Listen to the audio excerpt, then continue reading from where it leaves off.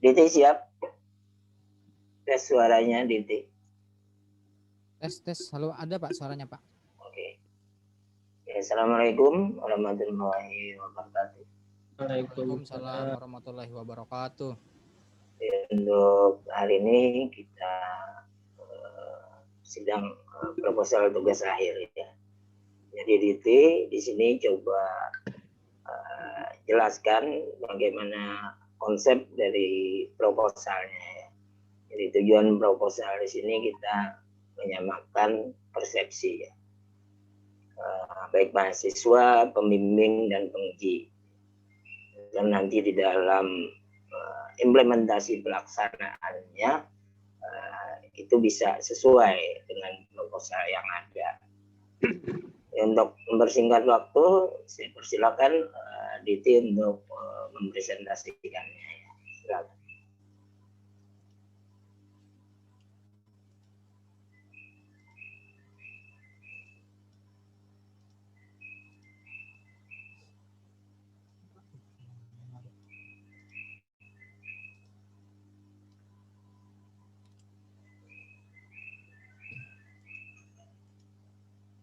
Ya, bisa saya mulai Pak? Silakan. Bismillahirrahmanirrahim. Assalamualaikum warahmatullahi wabarakatuh. Waalaikumsalam warahmatullahi wabarakatuh. Nama saya Muhammad Diti Supianor dengan NIM 310117023115. Pada kesempatan kali ini saya akan mempresentasikan proposal skripsi yang berjudul Perancangan Alat Atap Jemuran Gabah Petani Otomatis di Kecamatan Pololo Timur, Kabupaten Kota Baru berbasis microcontroller ATmega 328. Langsung masuk ke slide pertama, yaitu latar belakang. Penjemuran adalah suatu metode untuk mengeluarkan atau menghilangkan sebagian air dari suatu bahan dengan cara menguapkan air menggunakan energi panas.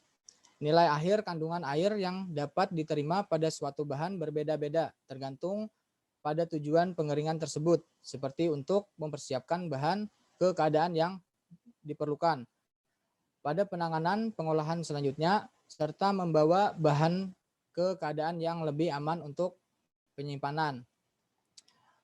Jadi penjemuran gabah yang dilakukan khususnya di daerah saya di Kecamatan Pololo Timur di Kabupaten Kota Baru ini masih menggunakan gabah yang secara manual, penjemuran gabah yang secara manual dengan cara membentangkan terpal dan meneburkan gabah yang masih basah untuk dikeringkan di terik matahari secara langsung, di bawah terik matahari yang secara langsung. Metode penjemuran seperti manual ini menyita banyak waktu ketika kita mengeluarkan gabah tersebut dari karung. Terus apalagi jika ketika hujan tiba, petani harus cepat-cepat untuk membangkit jemuran tersebut dan meletakkan kembali ke dalam karung.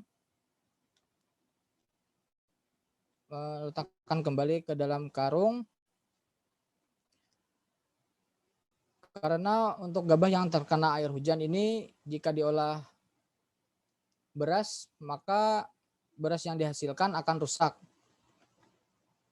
berjamur dan berubah warna akibat kadar air yang terlalu tinggi. Selanjutnya, permasalahan penelitian. Identifikasi penelitian dari latar belakang permasalahan di atas. Bagi identifikasi masalah manualnya cara penjemuran gabah pada petani Kecamatan Pololo Timur dan banyaknya menyita waktu petani dalam memasukkan gabah di saat hujan turun secara tiba-tiba. Ruang lingkup masalah dari permasalahan yang ada di atas, maka diketahui bahwa ruang lingkup permasalahan yaitu satu, microcontroller yang digunakan adalah Arduino Uno. Yang kedua, menggunakan dua jenis sensor, yaitu sensor hujan dan sensor cahaya. Yang ketiga, alat yang digunakan untuk menutup dan membuka jemuran gabah petani di Kecamatan Pololo Timur, Kabupaten Kota Baru. Rumusan masalah berdasarkan latar belakang di atas, maka dapat diketahui rumusan masalah adalah bagaimana membuat perancangan alat atap jemuran gabah petani otomatis di Kecamatan Pulau Timur, Kabupaten Kota Baru berbasis microcontroller Atmega 328. Tujuan dan manfaat. Tujuan penelitian dari penelitian ini yaitu membuat atap jemuran gabah pada petani di Kecamatan Pulau Timur, Kabupaten Kota Baru yang masih menggunakan metode jemuran secara manual. Manfaat dari penelitian, membantu petani dalam menjamur gabah supaya tidak menyita banyak waktu ketika terjadi turun hujan secara tiba-tiba. Selanjutnya, kerangka pemikiran, permasalahan. Dari latar belakang permasalahan di atas mengidentifikasi masih manualnya cara penjemuran gabah pada petani Kecamatan Pulau Timur dan banyaknya menyita waktu petani untuk memasukkan gabah di saat hujan turun secara tiba-tiba. Pendekatan komputasi, sensor cahaya dan sensor hujan. Pengembangan aplikasi, kompiler Arduino dan hardware Arduino. Pengujian algoritma whitebox. Implementasi sistem atap jemuran gabah. Pengujian sistem, uji prototipe atap jemuran gabah otomatis. Hasilnya rancangan alat atap jemuran gabah petani otomatis di Kecamatan Pulau Timur, Kabupaten Kota Baru berbasis microcontroller Atmega 328. Desain blok rancangan alat Arduino. Berdasarkan gambar, ketika Arduino Uno diberikan daya dengan adaptor, kemudian semua perangkat alat akan menyala. Selanjutnya antara sensor cahaya atau sensor LDR dan sensor air akan menjalankan tugasnya, yaitu jika sensor cahaya mendeteksi cahaya, maka motor DC akan bergerak membuka, sedangkan jika sensor cahaya tidak mendeteksi cahaya, maka motor DC akan bergerak menutup. Untuk sensor air, jika sensor air terkena air, maka motor DC akan bergerak menutup, sedangkan untuk sensor air tidak mendeteksi adanya air, maka motor DC akan diam ataupun bergerak membuka.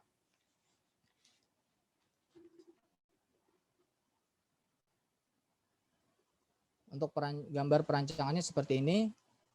Sensor air, Arduino Uno Atmega, microcontroller Atmega 328, catu daya, sensor LDR atau cahaya, motor DC 12 volt.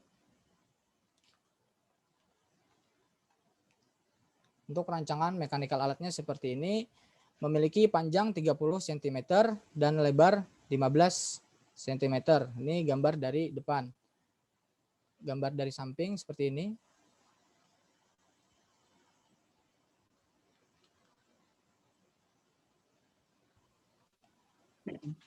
Ini flowchart-nya. Berdasarkan gambar flowchart ini, yang pertama mulai, kemudian inisialisasi komponen ke Arduino, lalu input, kemudian sensor LDR atau cahaya. Ketika malam, motor DC akan menutup atap jemuran. Begitu juga dengan sensor air. Jika sensor air terkena hujan, maka motor DC juga akan menutup secara otomatis. Sedangkan untuk sensor LDR atau cahaya, ketika siang, motor DC akan membuka atap secara otomatis. Begitu juga dengan sensor air. Jika terkena air, maka motor DC juga akan membuka secara otomatis.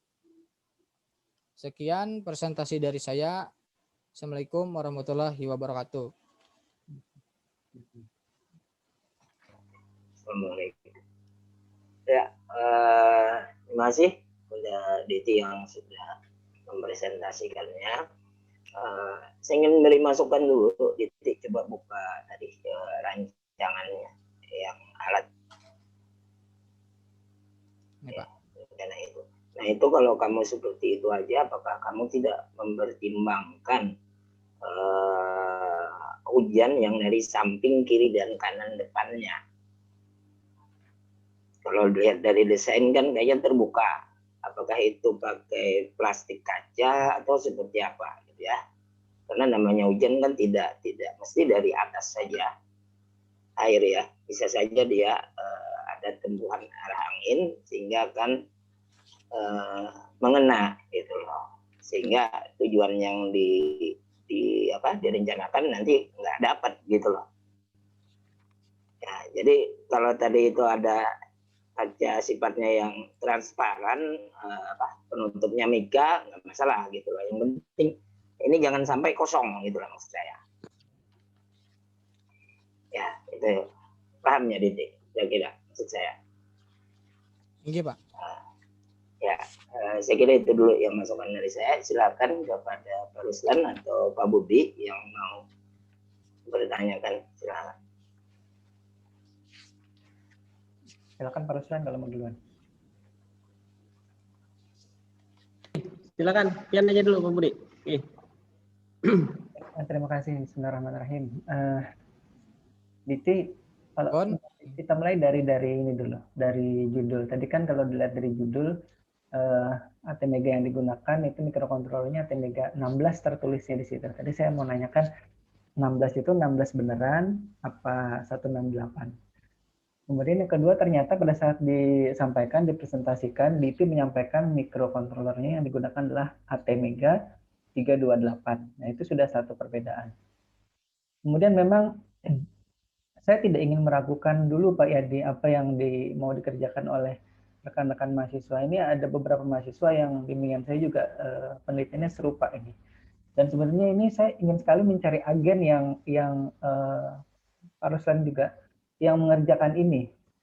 Jadi di SIMIK Banjarbaru itu tampaknya ada agen di luar sana yang yang membantu dalam tanda kutip kawan-kawan di SIMIK Banjarbaru untuk mengerjakan tema-tema seperti ini. Jadi temanya sebenarnya satu aja, yang menggunakan sensor cahaya dan sensor air gitu. Macam-macam dibuat, tapi itu dalam artian memang kreatif yang agennya ini. Kenapa saya katakan agen? Karena yang pertama itu bekal pengetahuan dari kawan-kawan mahasiswa di SIMIK Banjarbaru itu, dari pengalaman saya mengajar itu belum cukup untuk bisa mereka membangun ini. Memprogramnya saja itu bisa jadi belum paham gitu. Apalagi sampai ke proses kontrol mekanik dan lain-lain. Karena tadi kalau dilihat dari penyampaiannya yang disampaikan biasa. Tapi pada saat diperlihatkan gambarnya atau digambar dengan menggunakan FreeSync, dan saya mungkin setengah yakin itu adalah gambarnya orang lain. Itu yang digunakan bukan motor DC biasa, tapi motor stepper. Coba kembali lagi ke gambar rancangan tadi, DT.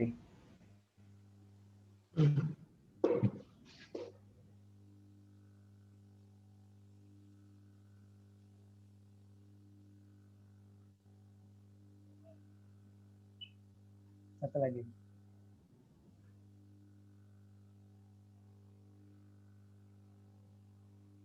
Yang ada mikrokontrolnya tadi. Nah, ini. Paham nggak DT itu motor DC apa? Itu motor stepper kalau dilihat dari gambarnya itu. Ini kan punya orang lain kan? Ya kan DT ya? Nah, ya, itu baru ini ya. Kemudian DT tidak menyampaikan sumbernya. Saya juga belum terlalu yakin gambar yang tadi, yang gambar sebelumnya ini, gambar mekanik yang tadi Pak Yadi sudah sarankan, itu juga DT yang menggambar. Itu kan gambar dari orang lain, itu, tapi tidak disampaikan sumbernya. Nah, kemudian lagi, jadi banyak ya, tapi saya sudah rekam ini. Nanti kalau misalkan catatan yang saya berikan itu tidak lengkap, bisa dilihat lagi ya rekamannya di channel saya nanti. Sekalian promosi nih Pak Ruslan. Nah, jadi gitu. Bahwa pengetahuan yang dimiliki oleh kawan-kawan mahasiswa di SIMIK Banjarbaru tampaknya itu masih belum cukup untuk bisa sampai ke sana sebenarnya. Jadi saya bertanya sekali lagi nih, DT ini siapa yang akan membantu untuk mengerjakan alat ini? Kemungkinan teman-teman Pak, belajar sama teman-teman juga Pak. Betul kan? Karena apa? Karena praktikumnya tidak cukup lagi di SIMIK Banjarbaru, apalagi pada saat pandemi. Sekarang ini kan sudah lebih dari setahun kayaknya, hampir kurang lebih setahun lah ini. Praktikum secara langsung saja itu sulit untuk mahasiswa itu bisa belajar dengan cepat gitu. apalagi praktikumnya hanya didemokan via Zoom meeting atau via online seperti ini. Jadi kemungkinan besar mereka akan dalam tanda kutip menyerahkan pembuatan alat ini ke orang lain itu di atas 75% saya kira. Nah, itu yang pertama. Kemudian lagi kadang-kadang memang kita tidak tahu fokus penelitian itu kemana ya. Kalau tadi kan masalahnya kalau dan kalau Pak Romi itu ya menguji itu mesti ditanyai dasar kenapa si mahasiswa mengambil permasalahan misalkan tadi apa namanya menjemurnya masih manual gitu kan. Nah itu kan harusnya ada penelitian pendahuluan kalau kata Pak Romi itu bahwa Pak Romi Rizal Romiadi ya maksud saya bahwa harus disurvei dulu, diberi responden dulu nantinya gitu ya ke petaninya, benar tidak mereka mengalami kesulitan dengan melakukan penjemuran secara manual. Saya kira mungkin mereka tidak akan menjawab tidak mengalami kesulitan. Karena apa? Karena memang pekerjaan mereka memang sehari-hari seperti itu gitu dan mereka sudah mengerjakannya sudah mungkin puluhan tahun dan tidak mengalami masalah. Nah, jadi apa yang disampaikan oleh kita biasanya mahasiswa gitu ya, bahwa itu adalah merupakan suatu masalah itu biasanya hanya dibuat-buat saja. Jadi saya tidak ingin menjatuhkan apa yang ingin dibuat Diti dan kawan-kawan gitu ya, karena mahasiswa saya juga beberapa yang seperti ini juga saya sampaikan ini kita harus fokus ke bagian lainnya. Kemarin juga pada saat ujian skripsi mereka juga menyampaikan seperti itu walaupun mereka sudah jadi gitu kan ini skripsinya. Jadi ada fokus yang mungkin bisa dicari lagi Diti. Jadi bukan permasalahan masalah si petani itu mengerjakan secara manual. Karena tadi dari latar belakang yang disampaikan itu kemudian ke identifikasi masalah, kemudian perumusan masalah, ketujuan manfaat sampai kerancangan itu tidak nyambung. Jadi tidak ada benang coklatnya lah istilahnya gitu ya di antara yang sudah disampaikan. Karena memang harusnya ada benang coklat merah birunya dan lain-lain itu yang harus nyambung antara di awal sampai akhir gitu. Ya mumpung ini masih proposal, jadi kita harus bisa dari sekarang merencanakan gitu kira-kira saya fokusnya kemana. Nah mungkin saran saya ada juga yang serupa gini ya penelitiannya itu fokus bagaimana melakukan maksimalisasi atau optimalisasi penggunaan dua sensor itu ya. Dan saya yakin mungkin tidak cukup dua sensor nanti yang digunakan di atap ini. Kalau tadi kan prototipenya kan hanya 30 kali 15 kalau tidak salah tadi ya ukurannya. Ya, Pak. Betul, Pak. Ukuran prototip. Artinya tidak bisa mewakili rumah penjemuran misalkan kita anggap gitu ya rumah penjemuran gabah yang sebenarnya. Tapi kalau misalkan mau gitu didatangi atau punya rumah penjemuran di tempat atau di kampungnya gitu dilihat. Kemudian nanti dibuat skalanya. Jadi kalau misalkan tempat penjemuran itu anggap misalkan 1/4 hektar gitu ya. Diskalakan kira-kira kalau 1/4 hektar itu kan berarti kan 25 kali 25 meter gitu.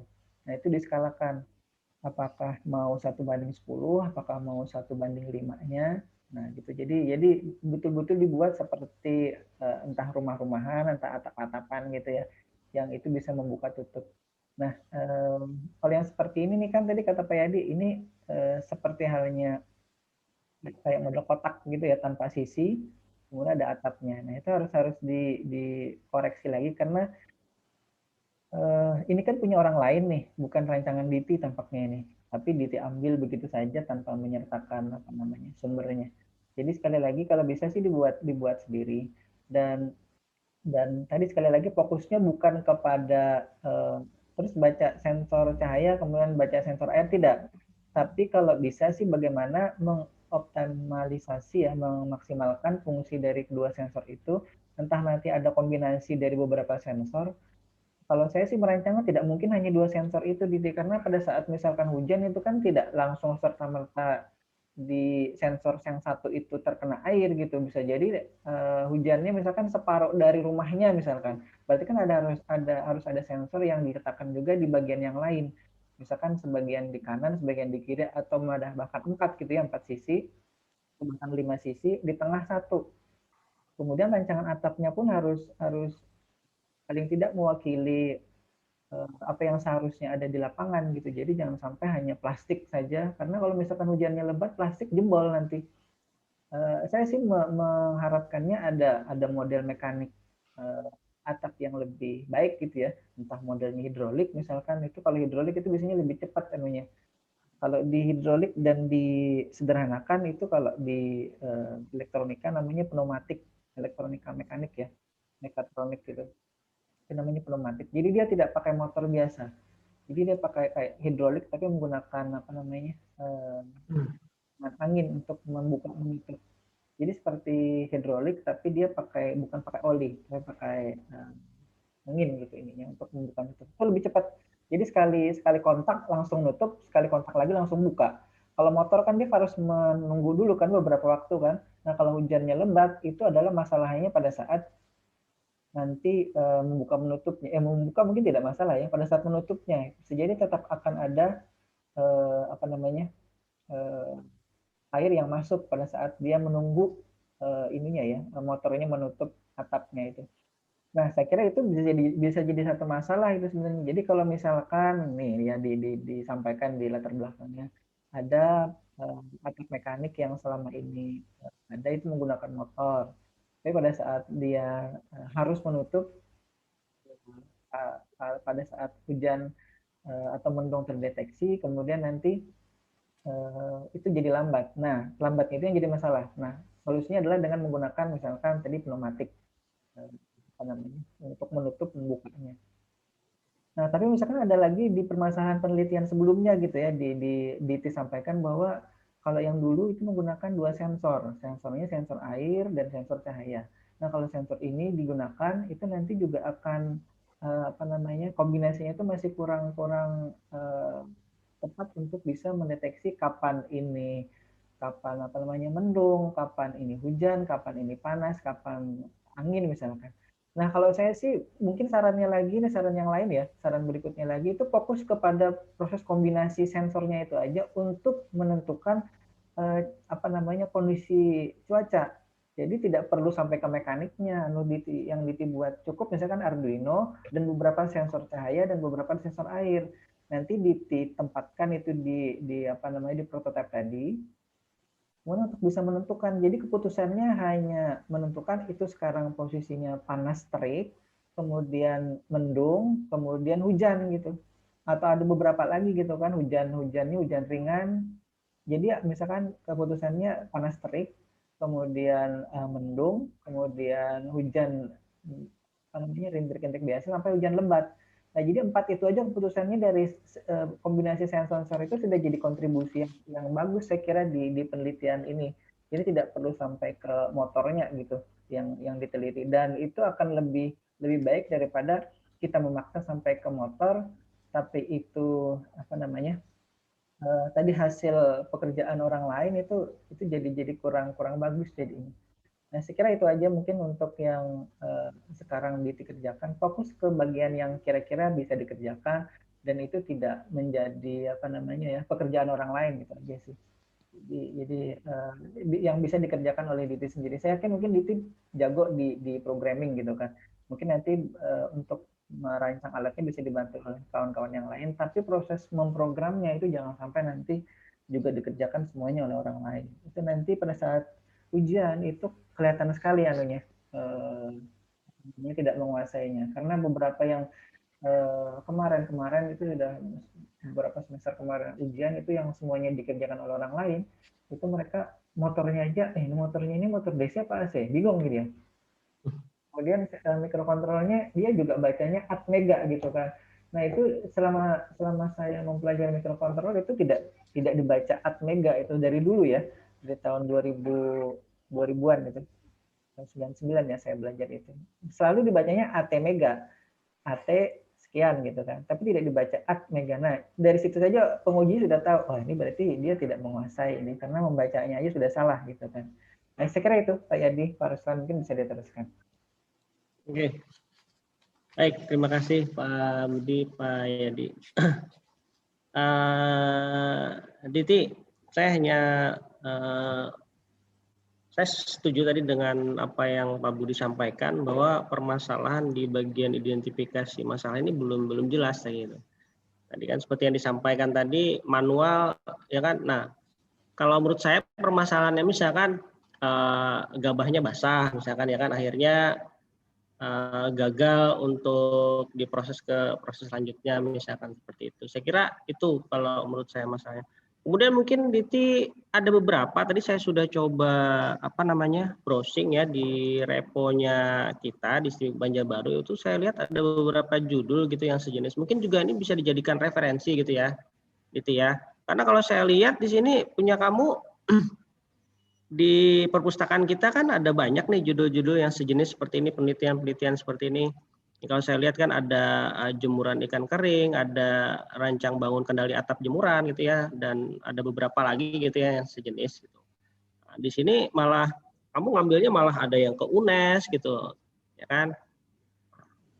Jadi saya kira mungkin lebih ini ya, referensi yang di tempat kita juga lebih banyak gitu ditambahkan di sini. Nah, tadi terkait dengan permasalahan tadi ya. Di sini kan permasalahannya kamu juga menuliskan di sini ada Kecamatan Pulau Laut, ya kan? Kecamatan Pulau Laut. Mungkin juga ini perlu data-data pendukung nanti ya, misalkan curah hujan, karena ini kan kaitannya dengan cuaca ya, ya kan? Jadi Nggih, Pak. karena kamu di sini menuliskan ada kecamatannya, berarti kan objeknya di sini ya kan?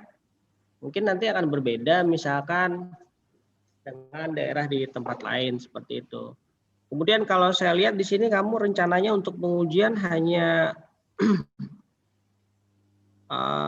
keterangan di sini kan saya lihat di tabel di pengujian sensor di sini hanya terbuka, tertutup, ya kan? Ya, Pak.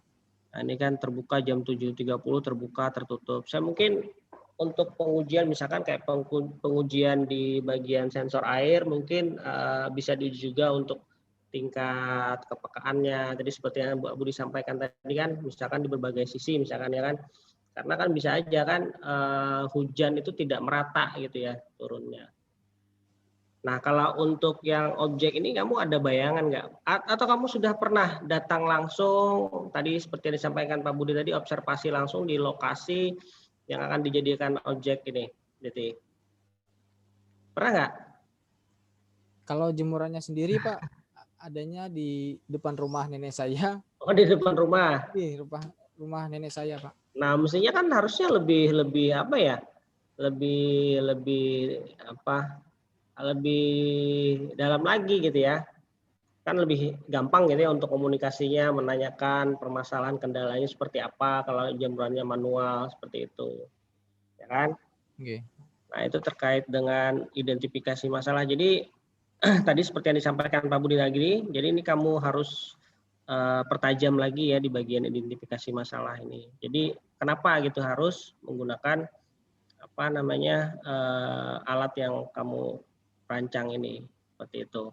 Karena di sini hanya sampai manual. Jadi yang jadi permasalahan itu karena manual gitu. Padahal kan belum tentu ya kan. Manual itu mereka keberatan gitu. Karena seperti yang tadi disampaikan Pak Budi itu kan memang sudah pekerjaan mereka gitu ya. Seperti itu. Nah, ini kaitannya dengan identifikasi permasalahannya ya. Tadi pengujian juga kalau bisa ditambah lagi, jadi jangan hanya ini ya. Jadi bisa ditambahkan misalkan ketika ada ini kalau saya lihat di sini tetesan air ya di tabelnya ini. Ya kan di tabel 3.5 itu di pengujian sensor air. Jadi nanti kamu mengujinya seperti apa? Disiram atau seperti apa? Diti? Kalau boleh tahu kira-kira seperti apa nanti kamu melakukan uji cobanya nanti? Kemungkinan pakai semprotan, Pak. Semprotan? Ya, Pak. Semprotan spray gun seperti itu atau? Yang mana ya itu? Kayak spray gitu, Pak. kayak spray gun gitu kan? Iya, Pak. Nah, kalau spray gun itu kan macam-macam ya, ada yang biasanya kan ada setelannya tuh. ya kan, untuk besar kecilnya air yang dikeluarkan gitu ya dari spray gun itu kan biasanya ada yang bentuknya embun. Nah, saya kira nanti mungkin itu juga perlu ditambahkan di sini. Ya. Jadi misalkan pengujiannya menggunakan spraynya jenis apa, misalkan ya semburannya itu ada yang seperti kabut seperti itu ya, kemudian ada yang yang percikan air, kan beda-beda ya. Nah, saya kira ditambah lagi di pengujiannya. Ya. Nah, di sini kamu hanya tetesan air, ya kan? Seperti itu. Kan bisa aja kan hujannya misalkan ada hujan yang tempias saja, daerah lain hujan misalkan kayak berkabut-kabut gitu kan, nah, bisa aja. Apalagi kalau misalkan daerahnya daerah pegunungan kan akan berbeda lagi ya kan kasusnya, akan lebih lembab lagi. Mungkin tingkat kepekaan si sensornya juga akan berbeda seperti itu. Jadi saya kira di pengujian nanti perlu ditambahkan juga, perlu direncanakan untuk pengujian tidak hanya sekedar untuk buka tutup ya kan. Tapi misalkan tingkat kepekaannya seperti itu ya. Kira-kira seperti itu ya Diti ya untuk pengujiannya. Iya Pak. Kemudian tadi terkait dengan perancangannya. Ini memang tadi dimensinya kalau saya bayangkan ini ya cukup ini ya. Dari lihat gambarnya ini aja biji padinya itu hampir sama dengan komponen-komponen yang ada di sini gitu ya.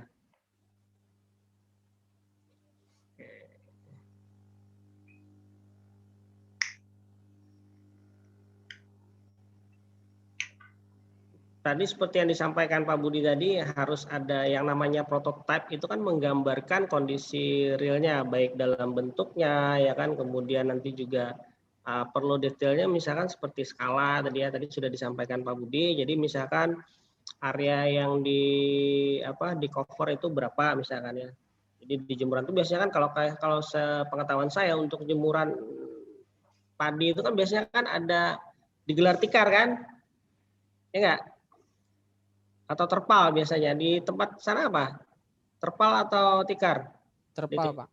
Terpal, nah kan ada ukuran-ukurannya tuh. Terpal itu kan ada ukurannya, berapa panjangnya, berapa lebarnya. Nah tadi seperti yang disampaikan Pak Budi tadi, jadi yang namanya prototype itu harus bisa menggambarkan kondisi aslinya. Jadi bisa kamu gunakan misalkan skalanya sekian, dia bisa mengcover berapa gitu ya.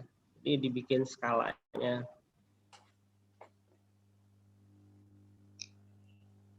Terus untuk desain blok rancangan. Ini ada catu daya, sensor.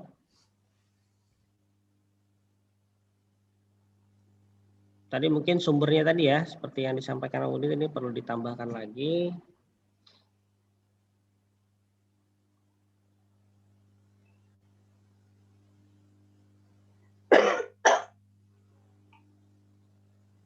Jadi nanti Diti sebelum kamu lanjutkan nih penelitian, coba observasi lagi ya kan, permasalahan-permasalahan terkait dengan menjemur padi yang tadi, misalkan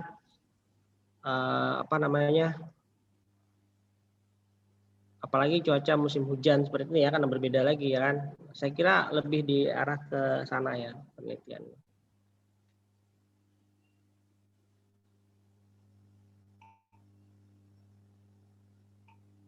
Kecamatan Pulau Laut Timur.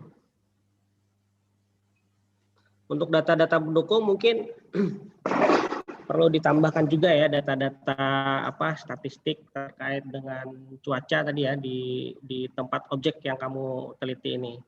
Karena di sini kamu menuliskan gitu ya. Objeknya ada di Kecamatan Pulau Laut Timur. Kemudian nanti ada catatan juga di penulisan ya di lampiran-lampiran yang akan saya kasih tanda nanti. Di situ masih ada penomoran yang belum ini ya, masih ada yang titik-titik yang nggak bisa dibaca. Harusnya itu kan kalau nggak A, 1 aja gitu ya. Kalau saya lihat masih ada. Sama penulisan-penulisan ini nanti saya tak kasih tanda di laporannya ya, Diti ya. Oke, Pak. Oke. Oke. Saya kira itu aja tambahan dari ulun Pak Yadi. Mungkin Pak Budi kalau ada tambahan lagi. Baik, mungkin sedikit tadi yang kelewat itu di rancangan yang sekarang ditampilkan oleh Diti. Diti, dari Arduino Uno ke motor itu emang bisa langsung kah?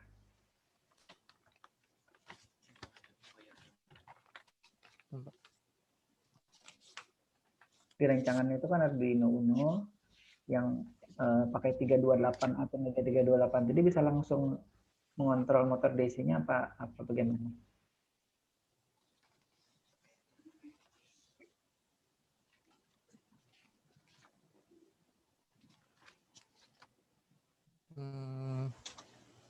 Pakai relay, Pak. Oke, baik. Berarti itu harus dikoreksi ya nanti ya. Kalau memang masih nanti fokusnya ke prototipe alat.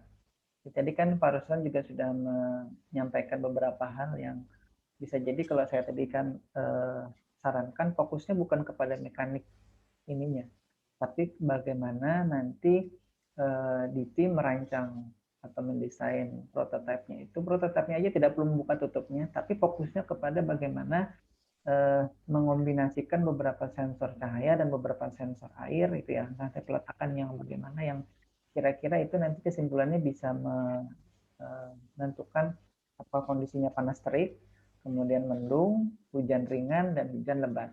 Karena tadi kan di Pak Ruslan sudah membahas proses pengujiannya menggunakan gun sprayer gitu ya, water gun sprayer. Nah itu kan kaitannya dengan berarti curah hujan. Nah sebenarnya kalau curah hujan itu kan ada alat pengukur curah hujannya sendiri. Berapa milimeter per berapa milimeter apa namanya jumlah curah hujannya bisa gitu. Jadi kalau misalkan rapat misalkan 300 mm seperti yang terjadi sekarang gitu kan, itu artinya hujannya lebat dan curah hujannya tinggi gitu.